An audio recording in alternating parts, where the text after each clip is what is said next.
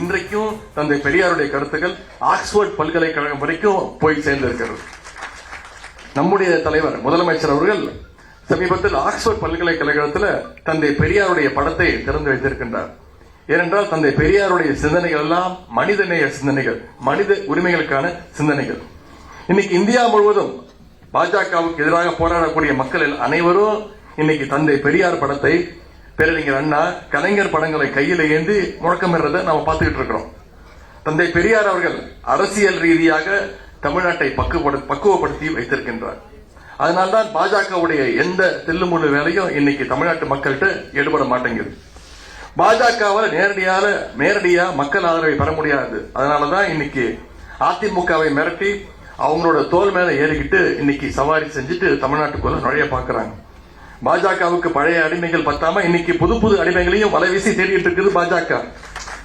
எத்தனை அடிமைகளுடைய துணையோடு வந்தாலும் பாஜக வந்தாலும் தமிழ்நாடு சுயமரியாதை மண் என்பதை 2026 சட்டமன்ற தேர்தல் மீண்டும் முடிவு செய்து அவங்களுக்கு நிரூபித்து காட்டும். இன்னைக்கு அதிமுகவோட நிலைமை என்ன? திரு எடப்பாடி பழனிசாமி அவர்கள் இன்னைக்கு அதிமுக வாடகை எடுத்து இன்னைக்கு அந்த கட்சியை உள்வாடகைக்கு கொடுத்திருக்கிறார். இன்னைக்கு நம்ம சுயமரியாதை இயக்கத்துடைய நூற்றாண்டை கொண்டாடி கொண்டிருக்கிறோம். ஆனா திரு எடப்பாடி பழனிசாமி அவர்களுக்கு சுயமரியாதைனா என்னன்னு கூட தெரியாது.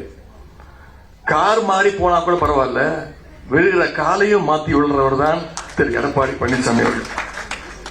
தந்தை பெரியார் அவர்கள் ஊட்டிய சுயமரியாதை உணர்ச்சி நம்மளுடைய மக்களுக்கு இருக்கின்ற வரை தமிழ்நாட்டை என்றைக்கும் அவர்களால் தொட்டு கூட பார்க்க முடியாது.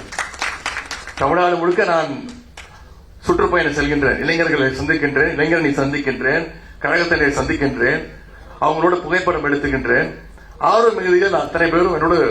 சென்னை ராஜா அண்ணாமலைபுரத்தில் நடைபெற்ற நிகழ்வில் தமிழக எதிர்க்கட்சித் தலைவர் எடப்பாடி பழனிசாமி அவர்களை தமிழக துணை முதலமைச்சர் உதயநிதி ஸ்டாலின் கடுமையாக விமர்சித்து பேசியிருந்த அந்த காட்சிகளை பார்த்தும் விரிவான விவரங்களை பின்னர் வரும் செய்திகளில் பார்க்கலாம்.